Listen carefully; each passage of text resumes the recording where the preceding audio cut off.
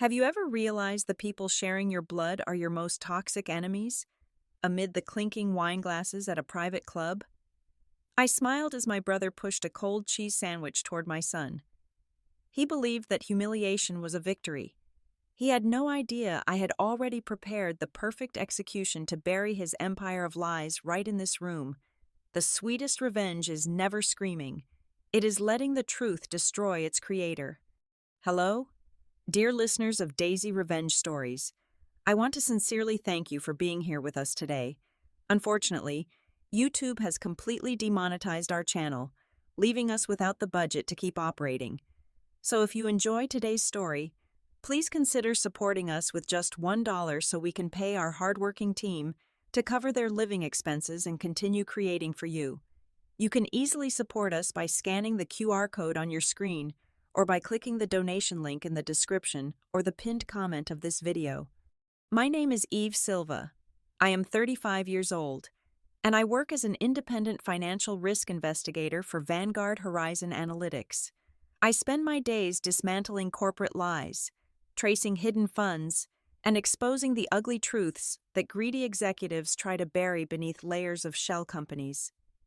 I am paid to be observant, to be rational, and above all, to be devoid of emotion when assessing a target.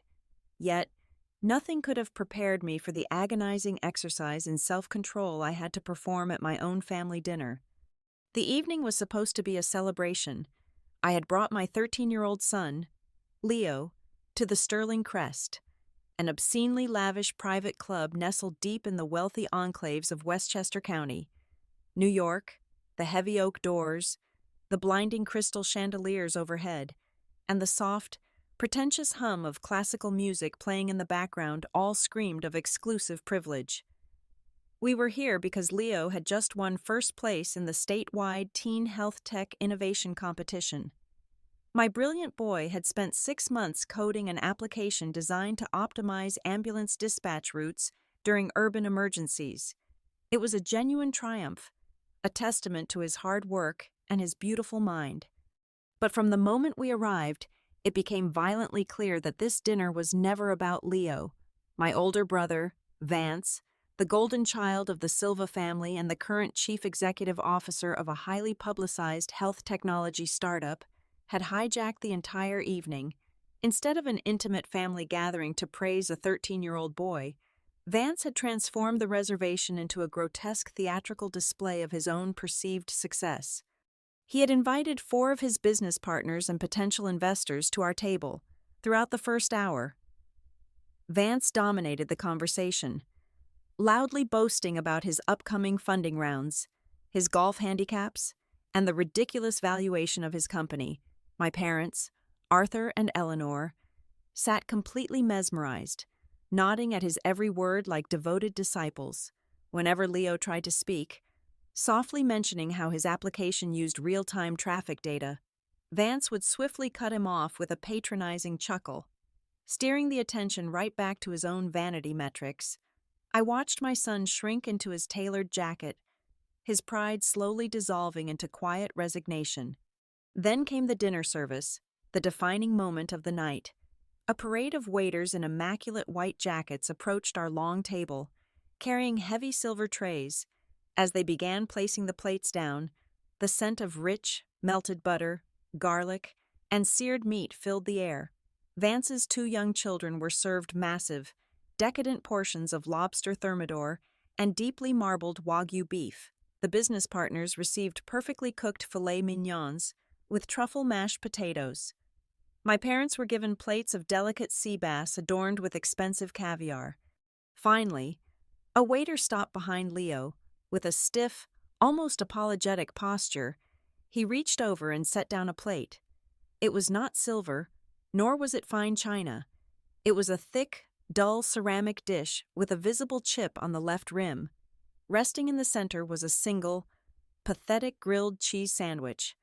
The bread was pale and untoasted, and the processed cheese inside had already congealed into a cold, hardened square. There were no side dishes, no garnishes, nothing. Just a cold sandwich fit for a forgotten afterthought. The table fell silent. I stared at the chipped plate, my heart pounding a furious rhythm against my ribs.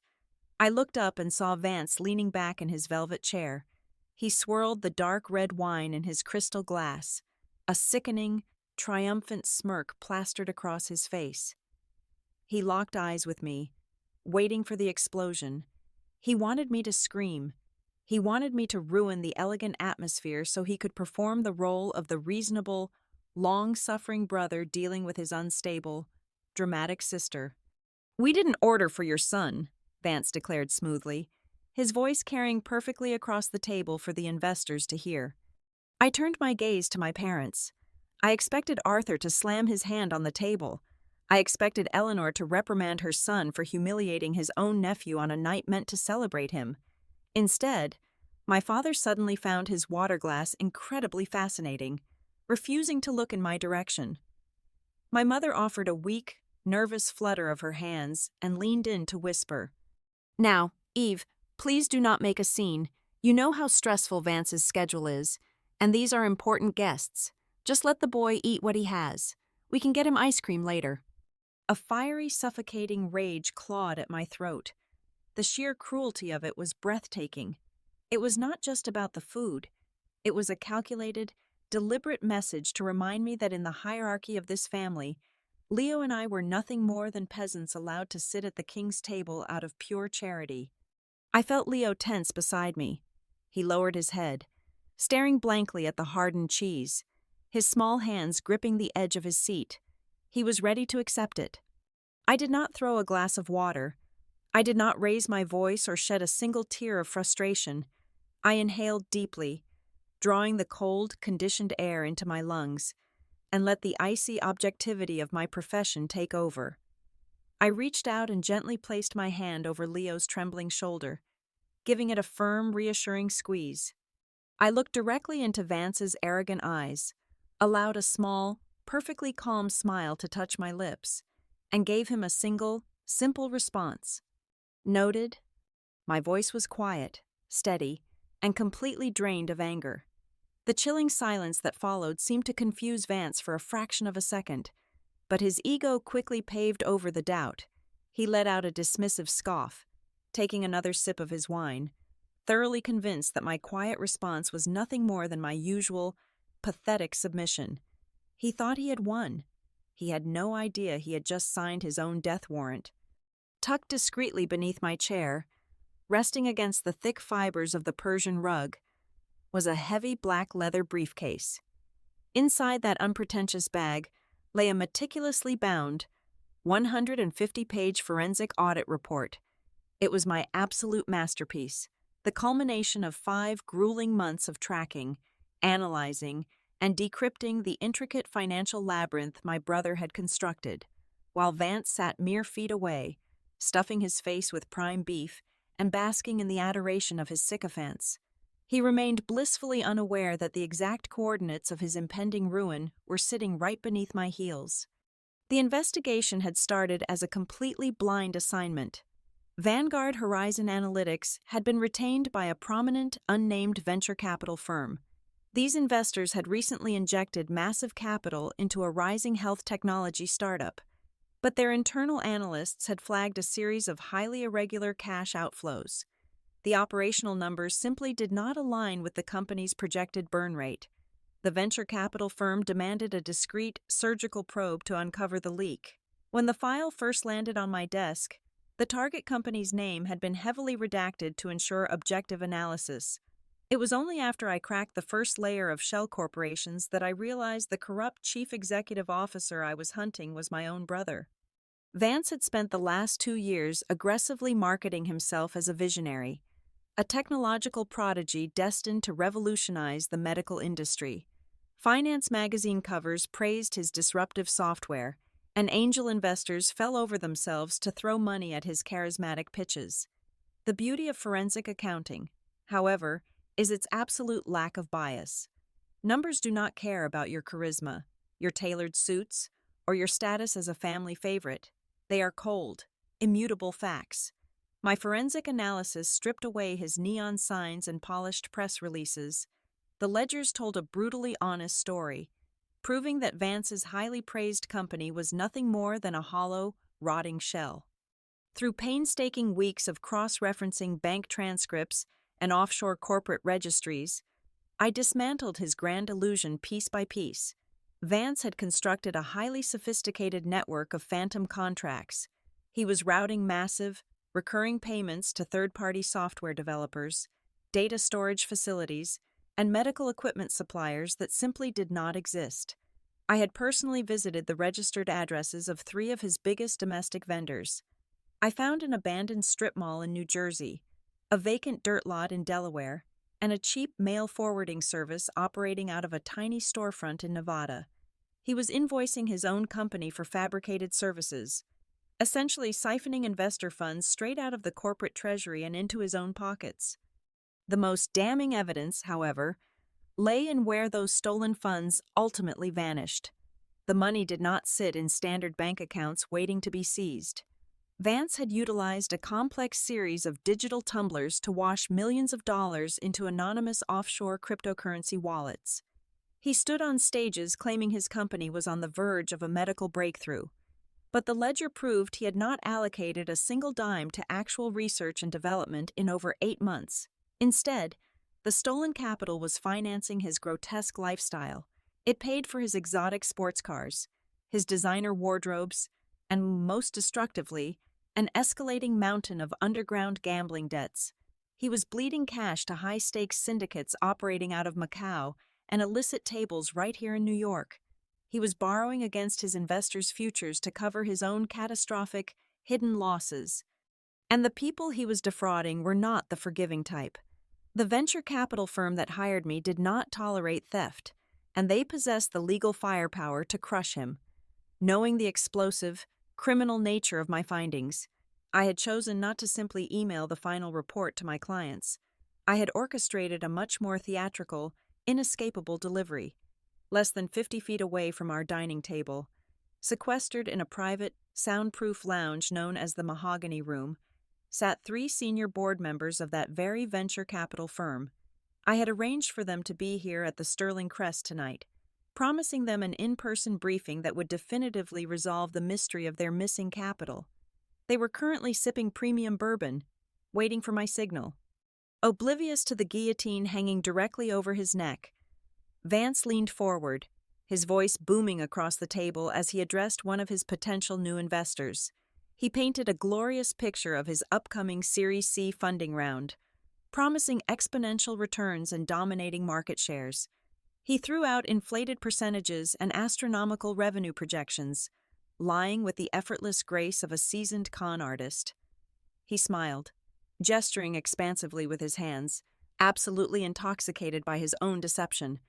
I did not interrupt his grand monologue. I simply reached down, my fingers lightly brushing the cool, smooth leather of my briefcase. Then, I pulled back the cuff of my blazer and glanced at my watch. It was exactly 8:45 in the evening. I had told the board members in the adjacent room that I would summon them in exactly 10 minutes. I watched the second hand sweep across the dial, a silent, rhythmic countdown echoing in my mind. Vance took another confident sip of his vintage wine, completely unaware that his reign as the golden child was operating on borrowed time. The stage was perfectly set. The audience was waiting in the wings, and all that remained was to pull the curtain down. To understand the grotesque spectacle unfolding at this table, one had to understand the deeply rooted pathology of the Silva household. For as long as I could remember, my brother existed in a state of absolute, unassailable grace to Arthur and Eleanor. Vance was not merely a son. He was an investment, a golden idol upon which they projected all their own unfulfilled ambitions. Every misstep he made growing up was immediately scrubbed clean, heavily sugar-coated, and rebranded as a minor detour on his inevitable path to greatness. If he failed a class, the teacher was incompetent. If he crashed a car, the road conditions were treacherous. Accountability was a foreign concept to him, entirely shielded by our parents' blinding toxic favoritism. I learned the true cost of this dynamic when I was 26 years old. I had just launched my first independent risk consulting firm, pouring every ounce of my energy and my meager savings into building a solid foundation. After 14 months of relentless networking, I had finally secured a highly coveted list of prospective corporate clients. It was my lifeline. But Vance, running a failing logistics venture at the time, was drowning in debt. Without a second thought, he accessed my unsecured laptop, stole my entire client database, and aggressively poached the contracts by undercutting my rates to zero just to secure the cash flow. He cannibalized my fledgling business to keep his own sinking ship afloat for another 6 months. When I discovered the betrayal, I confronted him in front of our parents, expecting, perhaps foolishly, a shred of justice. The memory of their reaction still burned like acid in my chest. My father had simply crossed his arms, looking at me with cold disappointment. "It is a cutthroat business world out there. Eve," Arthur had said, his voice heavy with patronizing authority. "Your brother simply outmaneuvered you. You should take it as a lesson in securing your digital assets." My mother had chimed in immediately, her voice trembling with that familiar, manipulative anxiety she used to smother any conflict. "Please, Eve, do not make this a legal issue. Think of the family's reputation. Your brother is under so much pressure right now. You are smart. You will bounce back. Just let it go." They demanded my silence to protect his fragile ego, and like an obedient, desperate daughter yearning for their approval, I had swallowed the bile and complied. I let him walk away with my livelihood. That was the moment I realized my pain would always be the acceptable currency used to pay for my brother's comfort. Looking at the table tonight, the ugly truth crystallized in my mind. The cold cheese sandwich, resting in front of my son, was not a careless oversight by the catering staff. It was not a tasteless joke. It was an act of psychological warfare. It was Vance wielding his temporary financial supremacy to reassert his dominance. A tactile reminder that no matter how hard I worked, no matter what my son achieved, we would always be the weak, dependent subordinates in his kingdom. He was publicly putting us in our place, expecting me to bow my head and absorb the insult just as I had done a decade ago. He wanted to watch me swallow my pride while he chewed his expensive steak. I turned my attention away from Vance's gloating face and looked down at my son. What I saw fractured the last remaining pillar of my restraint. Leo was quietly reaching into his coat pocket. He pulled out the crisp, gold foil certificate he had received earlier that afternoon, the official recognition for his statewide victory. It was the entire reason we were supposed to be celebrating, but instead of proudly displaying it, my 13-year-old boy was carefully, silently folding the thick parchment in half. He slipped it out of sight, sliding it deep beneath his chair. He was actively erasing his own achievement, terrified that shining too brightly might offend his uncle and cause another tense argument for his mother to navigate. The sight of my child possessing that level of agonizing, preemptive understanding broke something fundamental inside me. It was a pathetic, heartbreaking maturity that no young boy should ever have to develop. He was shrinking himself to survive the toxic radiation of my family. I realized then that my parents' unwavering protection of a monstrous man had conditioned me to accept abuse as a normal baseline for love. A profound, icy clarity washed over me, instantly freezing any lingering hesitation I might have harbored about the briefcase beneath my seat. For years, I had convinced myself that tolerating my parents' blatant favoritism and my brother's narcissistic abuse was the mature, noble thing to do. I had called it keeping the peace, but watching Leo hide his proudest moment beneath a chair, I finally understood the terrifying truth. Protecting a toxic family structure was not noble. It was absolute complicity. By enduring this environment, I was actively serving my son up as collateral damage. I was teaching him that he deserved to be treated as a second-class citizen just to keep the adults comfortable. The cycle of enabling had spanned 3 decades, but as I sat in that dining room, listening to the clinking of crystal and the hollow laughter of fraudulent men, I made a silent vow. This inherited sickness would not be passed down to Leo. Tonight, the generational loop of indulgence and submission was going to be completely, irrevocably crushed under the weight of the truth. The waiters began clearing the main course dishes. They swept away the remnants of the lobster shells and the smeared truffle potatoes, replacing the heavy silver with delicate dessert forks and pouring dark, syrupy port wine into fresh glasses. Vance was leaning back in his chair, his face flushed with expensive alcohol and unearned pride. He was in the middle of telling a raucous story about his latest golf retreat, his voice booming over the polite laughter of his potential investors. The atmosphere was thick with the suffocating arrogance of a man who believed he was utterly untouchable. I reached down and closed my hand around the handle of my briefcase. Pulling it onto my lap, I popped the brass latches. The sharp, metallic clicks were swallowed by the noise of the table. I pulled out the 50-page executive summary of my report, bound in thick black plastic. I set it gently on my lap. Then, I picked up my heavy silver dessert spoon. I raised my hand and struck the side of my crystal water glass. The sharp, ringing chime cut through the air like a razor blade slicing through silk. I struck it a second time, then a third. The high-pitched sound violently interrupted Vance mid-sentence. His booming laughter died in his throat. The business partners halted their conversations, turning their heads toward me with looks of mild irritation and utter confusion. The entire dining room fell into a sudden, heavy silence. I stood up slowly, smoothing the front of my blazer.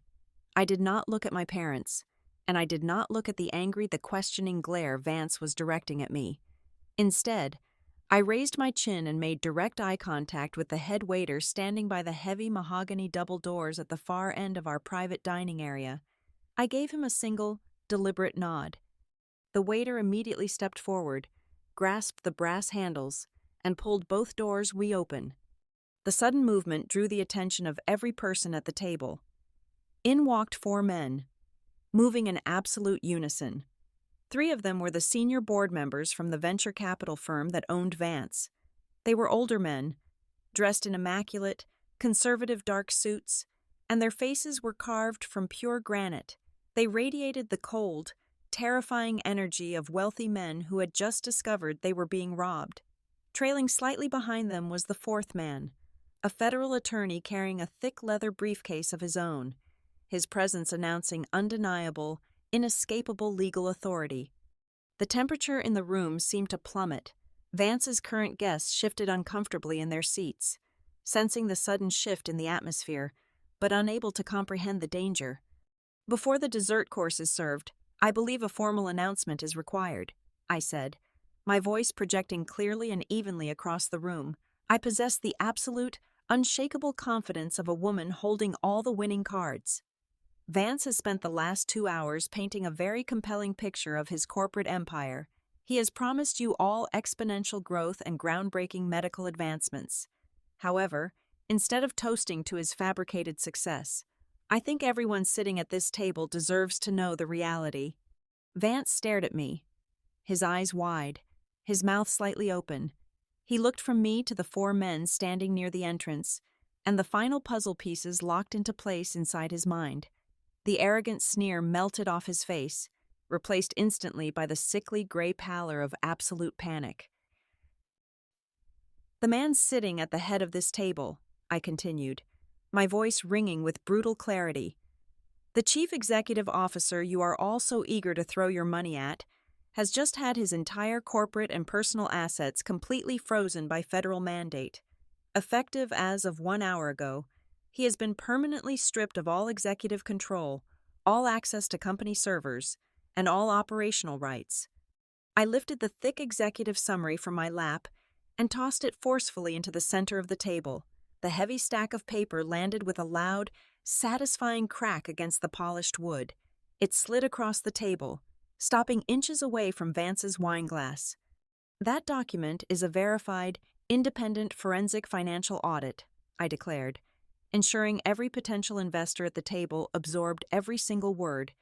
It meticulously details how my brother has systematically embezzled $4.2 million of investor capital over the course of the last 18 months.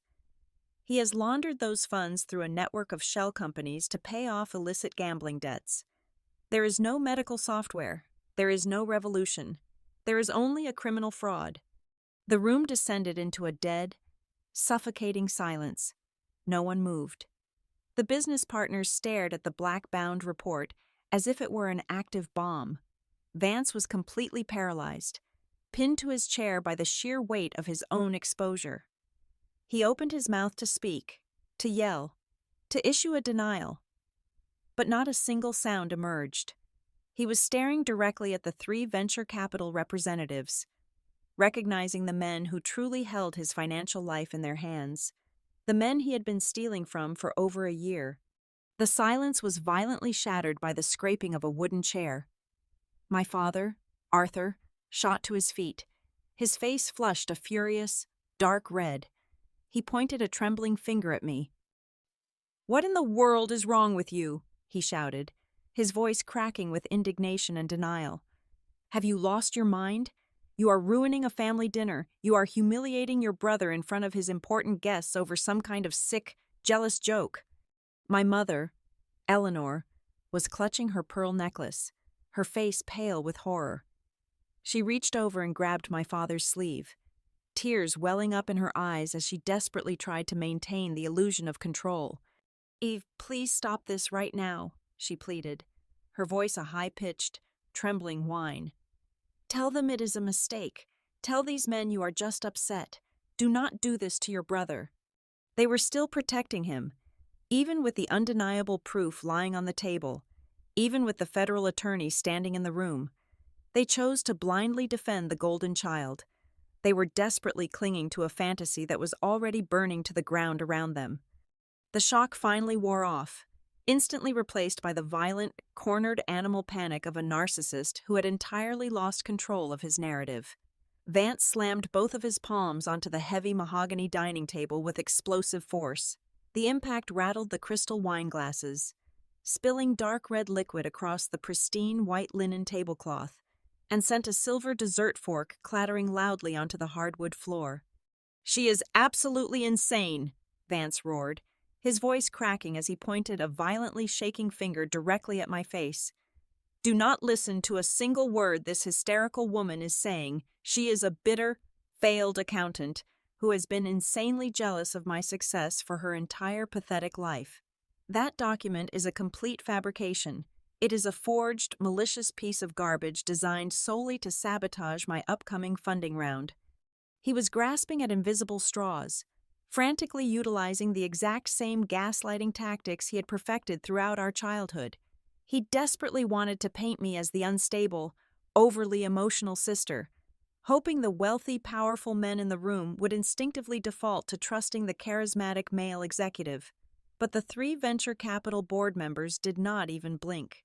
They remained standing by the doorway, staring down at him with the cold, predatory gaze of wolves who had just cornered a severely wounded animal. Realizing that his empty, aggressive words were completely failing to sway the room, Vance abruptly shifted his tactics. He patted the pockets of his custom-tailored suit jacket, his movements incredibly jerky and erratic, before pulling out his expensive smartphone. His thumbs flew aggressively across the glowing screen. "I am calling my chief financial officer right now," Vance declared, his breathing shallow, rapid, and loud in the quiet room. "I am having him lock down the entire server network and initiate a full administrative security protocol immediately. Nobody is touching my company data based on the psychotic delusions of a jealous sister. I am going to sue you for every single thing you own. Eve." He pressed the phone hard against his ear, his eyes darting frantically around the dining room. But before the call could even begin to ring, the federal attorney stepped forward, effortlessly closing the distance between the open doorway and our dining table. His demeanor was completely devoid of any emotion, acting as a clinical, unstoppable instrument of the law. "There is absolutely no need for you to make that phone call," the attorney stated, his tone chillingly calm and authoritative. "As of exactly 60 minutes ago, armed agents from the Federal Bureau of Investigation have breached and secured your corporate headquarters. Every physical server, every external hard drive, and every filing cabinet in that building has been sealed and seized under a federal warrant. Your chief financial officer is currently in federal custody and is fully cooperating with the authorities. There is absolutely nothing left for you to hide or destroy. The expensive smartphone slipped right through Vance's sweaty grip, hitting the thick Persian carpet with a dull, heavy thud. The impenetrable corporate armor he had worn so proudly all evening was violently stripped away in a matter of seconds, leaving him completely exposed and utterly defenseless. The terrifying, concrete reality of federal prison loomed directly over him, and his instinctual reaction was to instantly retreat to the only sanctuary that had ever shielded him from the consequences of his disastrous actions. He spun around, his eyes wide with terror, to face our parents. "Mom, Dad, you have to do something," Vance pleaded, his voice regressing sickeningly into the high, whining pitch of a frightened toddler. "You have to stop her right now. Tell her to call these men off. She is destroying everything I have ever built. She is killing your son's entire future. Are you just going to sit there and let her completely ruin my life?" It was the ultimate, most pathetic display of his manipulation. He was a grown man, caught stealing millions of dollars, yet he fully expected his elderly parents to willingly throw themselves on the grenade he had pulled the pin on. My mother, Eleanor, completely shattered under the pressure. The polished, aristocratic facade she had meticulously maintained all evening dissolved into messy, hysterical, uncontrollable sobs. She stood up so fast her chair nearly tipped over, her knees trembling visibly as she rushed around the table toward me. She reached out, her manicured hands desperately and painfully clawing at the fabric of my blazer. "Eve, please, I am begging you on my hands and knees," Eleanor cried loudly, heavy tears ruining her expensive makeup and streaking down her cheeks. "You cannot possibly do this to your own flesh and blood. He is your brother. Just tell these important men you made a terrible mistake. Withdraw the report right now. We will fix this quietly as a family, the way we always do. Vance will return all the money. I swear it. He will pay back every single cent. He will buy Leo whatever he wants, a new computer, a car, anything. Just please, I am begging you, do not send your brother to prison." I stared down at the weeping woman who had birthed me, listening to her offer to literally buy my son's forgiveness as if his self-worth were a cheap commodity traded on the stock market. She honestly believed that a shiny new toy could magically erase 13 years of systemic neglect and humiliation.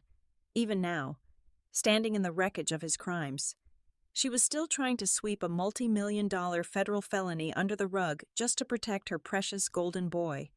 I gently but firmly grabbed my mother's wrists and physically removed her hands from my jacket. I took a deliberate step back, fully distancing myself from her toxic, suffocating desperation. I did not yell. I did not shed a tear. I simply raised my arm and pointed a single finger directly at the chipped ceramic plate, still resting in front of my quietly observing son.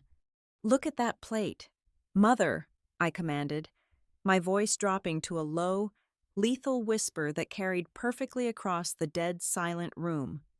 "Look at the cold, hardened cheese sandwich your son deemed appropriate for your grandson on a night specifically meant to celebrate his incredible achievements. Vance cannot buy our dignity. He cannot purchase a clean conscience with stolen money. And let us be absolutely, unequivocally clear about one thing tonight. I am not the person sending him to federal prison. I merely turned on the lights in a very dark room. His arrest is not happening because I am a cruel sister. It is happening because he willingly and repeatedly signed those death warrants with his own pen." As the absolute crushing finality of my words settled heavily over the dining table, the remaining guests instantly decided they had seen more than enough.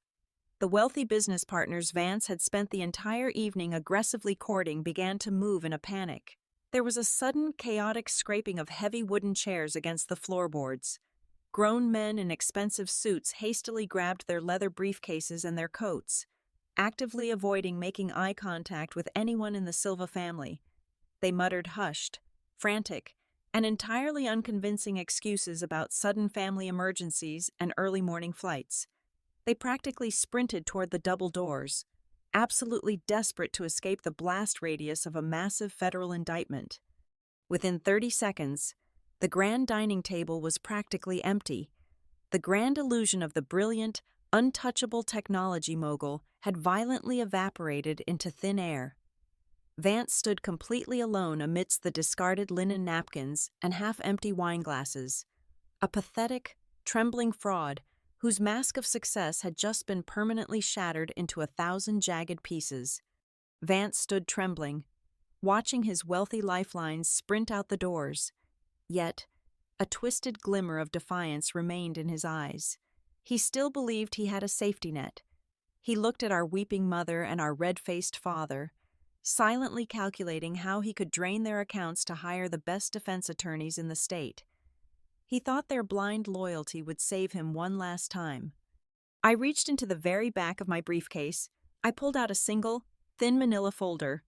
Unlike the massive audit report sitting on the table, this folder contained only 3 pages, bound together by a heavy, crimson-red notary stamp. "You think you can still hide behind them, do you not?" I asked, my voice slicing through the heavy air. "You think you can just run home, cry about how unfair the world is, and let Arthur and Eleanor empty their savings to bail out their golden boy?" I dropped the thin folder right in front of my father. "The venture capital firm was only the beginning," I stated clearly, ensuring the federal attorney by the door heard every word.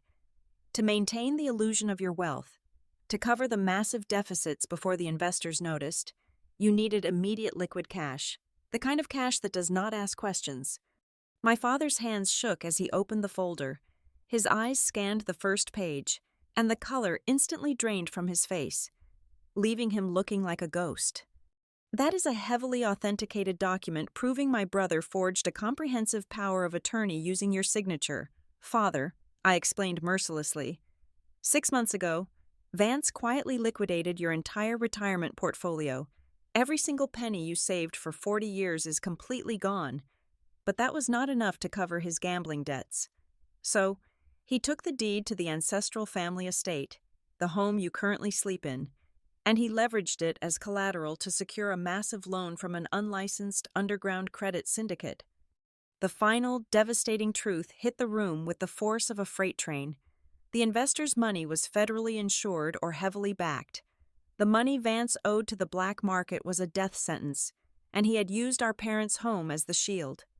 Arthur let out a horrible, strangled gasp. He clutched his chest with both hands, his legs giving out completely as he collapsed backward into his heavy dining chair. He stared blankly at the ceiling, gasping for air. A man completely destroyed by the very son he had worshipped. Eleanor stopped crying abruptly. She slowly turned her head and looked at Vance. The motherly devotion in her eyes was entirely gone, replaced by the sheer, unadulterated horror of a woman staring at a complete stranger, a monster who had cannibalized his own creators, their lifetime of toxic indulgence, of sweeping his sins under the rug, had finally culminated in their absolute financial ruin. They had lost absolutely everything. The realization that his ultimate safety net was gone, that his darkest, most unforgivable sin was now public knowledge, completely broke whatever fragile sanity Vance had left. He let out a primal, guttural scream. He lunged across the wide table, scattering silverware and smashing crystal glasses, his hands clawing desperately toward the red-stamped folder. He never even reached it, the club's private security detail, alerted by the earlier shouting and flanked by the federal attorney's agents, immediately burst through the doors. 2 massive guards intercepted Vance mid-lunge. They slammed him forcefully down onto the ruined mahogany table, quickly twisting his arms behind his back and snapping heavy steel handcuffs around his wrists. Vance thrashed and kicked, screaming incoherently as the guards yanked him upright. They practically dragged him out of the private dining room and marched him straight through the main lobby of the Sterling Crest. Dozens of Westchester's most elite socialites stopped sipping their champagne to watch the mighty technology prodigy being humiliated and escorted out in handcuffs. Back in the ruined private room, the knot of injustice that had choked me for my entire adult life was finally severed. I looked down at my parents. They were completely shattered, sitting in a stunned, breathless silence. They had no capacity left to scold me, no strength left to demand I protect the family name. The naked, brutal truth had burned their fragile delusions to the ground. I felt no overwhelming joy. I felt no need to gloat or rub salt in their fatal wounds. I just felt a profound, incredible lightness. I calmly closed my empty briefcase and clicked the brass latches shut. I turned to Leo, who was sitting quietly, his wide eyes taking in the breathtaking collapse of the people who had treated him like a ghost just an hour prior. "Come on, sweetheart," I said softly, offering him my hand. "We are leaving." Leo stood up, ignoring the chipped plate and the cold cheese sandwich. He took my hand, his grip firm and trusting.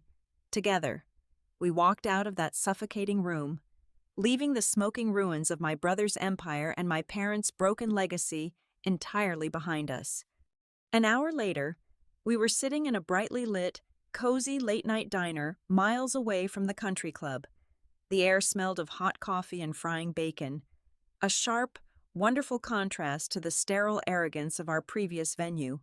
The waitress set down a massive, sizzling plate of prime ribeye steak, a mountain of hot fries, and a tall glass of chocolate milkshake directly in front of Leo. My brilliant son picked up his knife and fork, a huge, radiant smile spreading across his face, as he cut into the perfect, steaming meat. He excitedly began to explain his ideas for upgrading the dispatch algorithms on his award-winning application.